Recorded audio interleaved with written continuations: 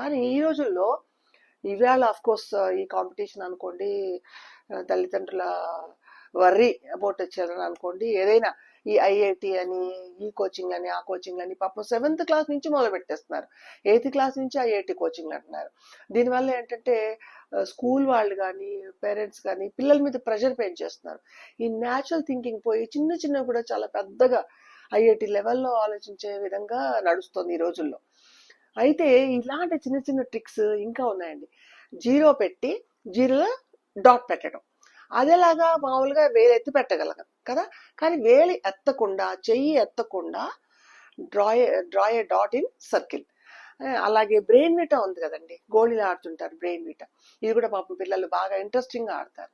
అది నేను చాలాసార్లు గమనించాను, చాలా మంది ట్రై చేస్తారు. అయితే అవి అలా మిగిలిపోతుంటాయి. ఇది క్రియేటివ్ థింకింగ్కి ఒక ఎగ్జాంపుల్ అన్నమాట. సో ఇవన్నీ కూడా థింకింగ్ ప్రాసెస్ అండి. ఇవన్నీ కూడా థింకింగ్ ప్రాసెస్. థింకింగ్ ప్రాసెస్ అంటే ఏంటి? కన్వర్జెంట్ థింకింగ్, డైవర్జెంట్ థింకింగ్, ఇదంతా థింకింగ్ ప్రాసెస్ అని మన సైకాలజిస్టులు మనం చెప్పున్నారనమాట. వాళ్ళు ఎవరంటే అకార్డింగ్ టు మోసిన్ ఈయనేమన్నారు? Thinking is an implicit problem solving behaviour అన్నారు.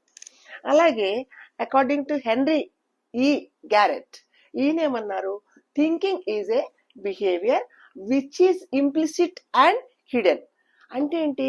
పిల్లల్లో లోపల దాక్కున్నటువంటి ఆలోచన విధానం అనేది ఇలాంటి ప్రాబ్లమ్ సాల్వింగ్, ఏదైనా ప్రాబ్లం వచ్చినప్పుడు ఎలా సాల్వ్ చేసుకోవాలి అన్నప్పుడు వాళ్ళకి అది బయటకు వస్తుందన్నమాట, హిడెన్గా ఉన్నది.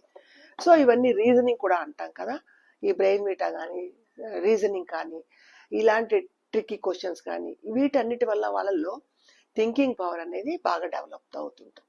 అయితే పాపం ఈ రోజుల్లో ఏమవుతుందంటే, మనం తప్పు పట్టలేమనుకోండి, ఈ ఐటీ జాబ్స్ చేసే వాళ్ళైనా వీళ్ళు ఏం చేస్తున్నారు? పాపం వాళ్ళకేమో వాళ్ళు బిజీ విత్ దేర్ మీటింగ్స్.